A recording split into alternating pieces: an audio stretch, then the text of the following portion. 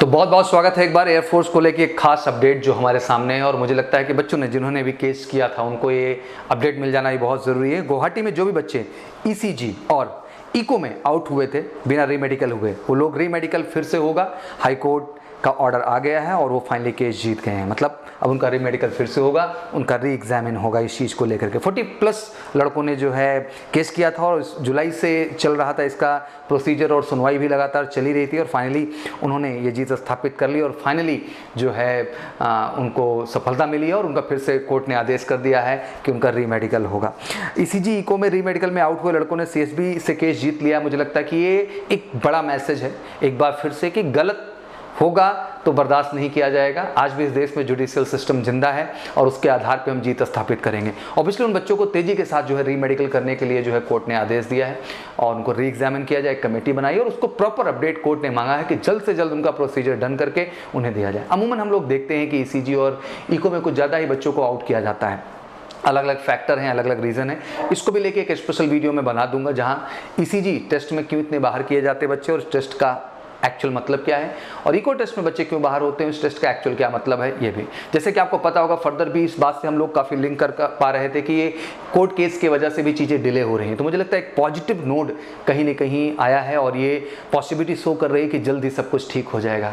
आई understand बच्चा your pain and every time I am trying to find some reason and the things and coming in front of you. हर समय मैं कुछ ना कुछ कारण तलाश रहा हूँ, एक रीज़न तलाश रहा हूँ कि मैं आपके सामने आकर के कुछ ऐसी इन्फॉर्मेशन दे सकूँ बेटा जिससे आप में एक पॉजिटिविटी आ पाए, फोकस आ पाए और फाइनली आप इनरोलमेंट रूपी खुशखबरी और रिजल्ट रूपी खुशखबरी जो आपके सामने है उसको आप प्रॉपर ढंग से अपडेट पा जाएं। शायद आपकी तो खुशी का कोई ठिकाना नहीं है बट बच्चा आपके पीछे हम सब के भी खुशी का यार कोई ठिकाना नहीं है जिस दिन आपका इनरोलमेंट और फाइनली आपका रिजल्ट घोषित हो जाएगा। और उन सारे तमाम बच्चों के लिए जो ऑब्वियसली अपने फॉर्म का ज़बरदस्त इंतजार कर रहे हैं और प्रिपरेशन पे फोकस तरीके से लग चुके हैं और ऑब्वियसली बीइंग अ मेजर कलसी परिवार में हर बच्चे से ये निवेदन एंड आह्वान करना चाहता हूँ कि आई नो बेटा it's a tough time but हमें अपनी तैयारी को जारी रखना है बेटा, क्योंकि मौके और संघर्ष यही जिंदगी है जो कि हमें आगे लेके जाती है और ये हर सेकंड हर मिनट आपको इस चीज़ की सीख मिल रही है बच्चा।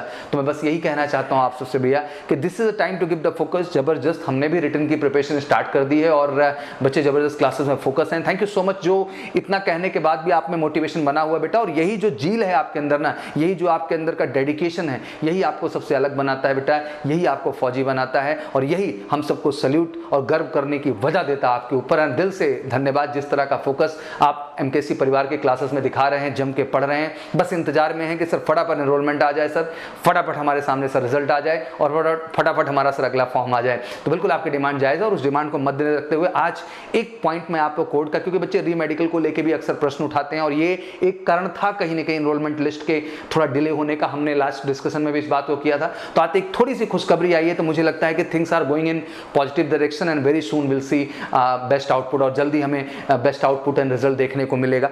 नोबडी सेड राइट, अगर सीएसबी ही नहीं अपडेट कर रही बेटा ये तो सच है कि किसी और के आके कह देने से कुछ नहीं बदल जाने वाली ये चीज़ें, बट एक भरोसा एक लिंक हम आपस में बेटा मेंटेन करते हैं और मेरे आने का भी उद्देश्य यही होता है कि आप में एक पॉजिटिविटी लिंक कर पाऊँ मैं और फाइनली एक साहस दे सकूं कि आप जबरदस्त अपनी प्रिपरेशन पे ध्यान दे पाएं। जो बच्चे फेज 2 के हैं बिल्कुल बेटा लगे रहिए, हारना नहीं है, कम्युनिकेशन को इंप्रूव करना है, अपनी करंट नॉलेज को इन्फॉर्म करना है, इंप्रूव करना है बेटा, आपको जीडी पॉइंट ऑफ व्यू से डिस्कशन इंप्रूव करना है और ऑब्वियसली हम फेज 2 की भी क्लासेस चला रहे हैं जबरदस्त तरीके से ऑफलाइन वर्जन में और जो भी बच्चे हैं प्रिपरेशन आगे भी हमें जारी रखनी है तो ऑफलाइन क्लासेस भी जबरदस्त चल रही हैं, बिल्कुल पूरी ऊर्जा और जोश के साथ एफर्ट्स कर रहे हैं। और ये बात इसलिए मैं पॉइंट आउट कर रहा हूँ बेटा कि लोग रुके नहीं हैं तो आपको भी नहीं रुकना है। अगर मैं इन क्लासेस को दिखाता हूँ आपको बताता हूँ तो केवल इसका उद्देश्य ये होता है बेटा कि लोग रुके नहीं हैं, लोग ठहरे नहीं हैं, बल्कि वो बढ़ते जा रहे हैं, लगते जा रहे हैं इन विषम परिस्थितियों में बेटा। फिर आपको भी नहीं रुकना है, आपको भी नहीं हारना है, आपको भी लगे रहना और इस पूरी प्रक्रिया में एमकेसी परिवार और सौरभ सर आपके साथ हैं हर नई और बेहतर अपडेट के लिए आपके साथ। तो चलिए कुछ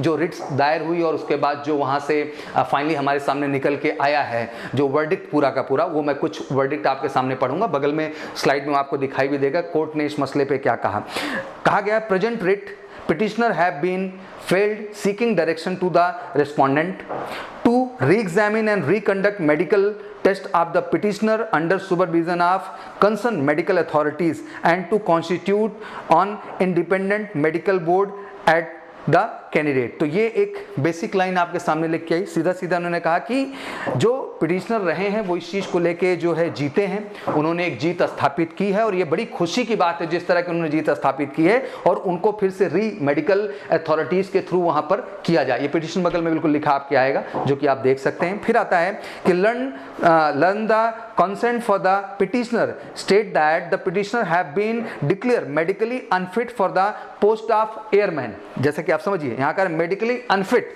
for the post of airman in Indian Air Force, white separate medical unfitness certificate issued by the appeal medical board, जो कि ये बच्चे ने इशू किया प्री मेडिकल के लिए, उसने जो है री मेडिकल के लिए अप्लाई किया वहां पर ऑन द बेसिस ऑफ जो है various ECG abnormality, ECG abnormality के आधार पे ये बात वहां पर कही गई बच्चों के लिए, जो कि लीगली सही नहीं थी। कोर्ट ने कहा नहीं, दैट्स नॉट राइट, आप इसको फिर से री मेडिकल एग्जामिनेशन के अंतर्गत लेके जाएं। फिर आया थर्ड केस कि learn the concern for the petitioner point out that the concern appeal medical board have declared the petitioner unfit in a mechanical and arbitrary manner without conducting any fresh ECG or echo test। मतलब candidate को बिना reconduct किए, दोबारा conduct किए, वहीं से उनको जो है arbitrary manner में और कहीं न कहीं मैकेनिकल रीजंस के वजह से उनको कैंसिल कर दिया गया, जो कहीं न कहीं तथ्यात्मक नहीं है। उनका री मेडिकल प्रोसीजर होना चाहिए था।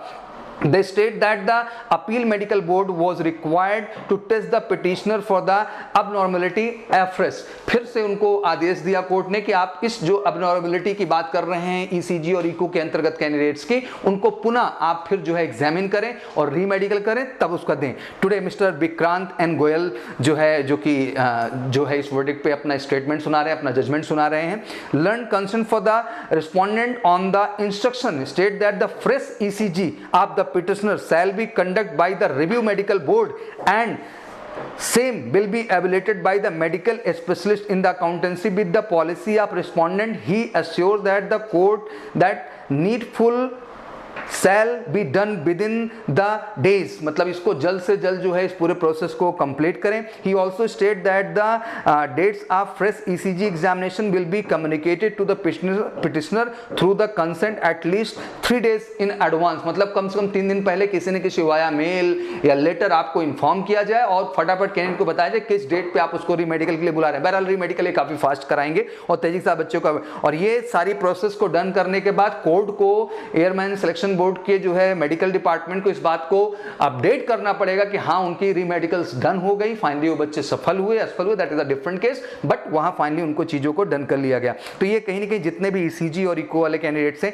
वो री एग्जामिन कैटेगरी में जा रहे हैं। बच्चे कहेंगे सर सारे ही जाएंगे, नहीं बेटा, जो 40+ कैंडिडेट्स ने जो है इसके लिए अपील की थी, जिन्होंने जो है दायर किया था, उन्हें इस चीज का मौका मिला है। जो अपील लिस्ट में नहीं रहे उनके लिए तो कोई मतलब नहीं है, जबरदस्ती का प्रोसेस नहीं है, ये अधिकार उन्हीं के लिए होता है जो री मेडिकल के लिए अपील करते। इसलिए मैं हमेशा कहता हूं बेटा कि मेडिकल कोई इशू आ रहा है तो आप घबराएं ना, आप प्री मेडिकल के लिए वहां पे अपील कर सकते हैं। ऐसे ही 5 नंबर का, 6 नंबर का, 7 नंबर का और 8 नंबर का भी पॉइंट है जो आपके लिए समझ लेना बहुत जरूरी है। बच्चों मैं कहना चाहता हूं कि एक पॉजिटिव नोट मुझे इसलिए लगता है क्योंकि कहीं ना कहीं ये कारण बार बार आइडेंटिफाइड हो रहे थे और मुझे लगता है कि शायद यही एक पॉजिटिव नोट की शुरुआत कर दे बच्चा। और बट इन सब के बीच यही कहना चाहता हूं कि हम जबरदस्त तरीके से लगे हैं बेटा, आपको भी नहीं हारना है। हजारों हजार बच्चे एमकेसी कैंपस में जबरदस्त प्रिपरेशन कर रहे हैं, उनकी पॉजिटिविटी, उनको आग लगाने के लिए मैं बैठा हूं हर सेकंड, ये समझाने के लिए कि लाइफ रुकी नहीं है और बैठ करके बेटा इसको रोकना नहीं है, बल्कि अपने एफर्ट्स और अपने प्रयास से बड़ी समस्या, बड़ी से बड़ी बाधा को आप खत्म कर देना बेटा। आप शेर हैं, आप रोने वाले नहीं हैं, आप जीतने वाले हैं। और इस जीत में मेजर कलसी परिवार और सौरभ सर पूरी तरह से साथ हैं। जबरदस्त क्लासेस, जबरदस्त मोटिवेशन और जबरदस्त इंफॉर्मेशन, और घबराइए मत, सटीक इंफॉर्मेशन की ओर हम बढ़ रहे हैं और स्टेप बाय स्टेप जैसे ही सटीक जानकारी आएगी हम बिल्कुल आपके सामने लेके आएंगे। और जल्दी एक इंटरव्यू आपके सामने और मैं लेके आऊंगा, एक ऐसी कैंडिडेट की कहानी जिसको सुनकर के आप में इंस्पिरेशन आएगी कि आखिर इतनी विषम परिस्थिति से आया हुआ बच्चा भी इतने पॉजिटिविटी के साथ वो अपने एफर्ट्स को, अपने प्रयास को जारी कर रखा है, बजाय किसी को गाली देने, बजाय किसी को नकारात्मक कहने का। बेटा यही आपके अंदर जीतने की सबसे अलग खूबी तैयार करती है। तो फटाफट यार तेजी के साथ बिल्कुल डिसाइड करो आज। अगर फेज 2 के लिए कॉन्शियस हो तो बिल्कुल एमकेसी आपके लिए तैयार है। आपके अंदर की पॉजिटिविटी हमारे कैंप कैंपस का हिस्सा बनेंगे बेटा, हम आग लगाएंगे आपके अंदर। पहले हम ऑफलाइन क्लासेस में जबरदस्त चल रहे हैं कि चाहे वो अगला एग्जाम नवंबर दिसंबर शेड्यूल हो, फिर मार्च का शेड्यूल हो, हर शेड्यूल के लिए हम जबरदस्त क्लासेस रन कर रहे हैं और जबरदस्त बैचेस बेहतरीन टीचर्स के साथ, डाउट काउंटर फैसिलिटी के साथ, बेहतरीन किताबों के साथ जबरदस्त गाइडेंस चल रहा है, केवल एक उद्देश्य से कि किसी भी बच्चे को हम हारने नहीं देंगे। और मुझे लगता है ना बेटा, अकेले बैठ के सोचना एक अलग तरह का फ्रस्ट्रेशन है, अकेले तरीके परेशान होना है। बिल्कुल अपने दिल की बातें हमें कहनी चाहिए और शेयर करनी चाहिए। कहते हैं दिल की बातें कहने से चीजें हल्की होती हैं और बेहतर होती हैं। और लगातार निवेदन पेरेंट्स से और रिलेटिव से मैं कर ही रहा हूं अपने हर वीडियो सेशन में कि इसमें बच्चों की कोई गलती नहीं है सर, चीजें जा रही हैं और मेरी पूरी कोशिश है कि जैसे एक सटीक और सही अपडेट आ जाती है। और जल्दी मुझे लगता है कि मेडिकल का एक क्लैरिटी आने के बाद मेरी भी आशाएं थोड़ा सा बढ़ गई हैं और हो सकता है जल्दी आपके सामने एनरोलमेंट रूपी और रिजल्ट रूपी खुशखबरी मैं लेके आऊं। तो बिल्कुल आप सब बेटा हारना नहीं है, लगे रहना है और एमकेसी परिवार हर प्लेटफॉर्म पे आपके साथ है। जो भी बात दिल में आए बिल्कुल आप कमेंट बॉक्स में आइए, कहिए, आपका आदेश सर आंखों पर। जय हिंद, जय भारत।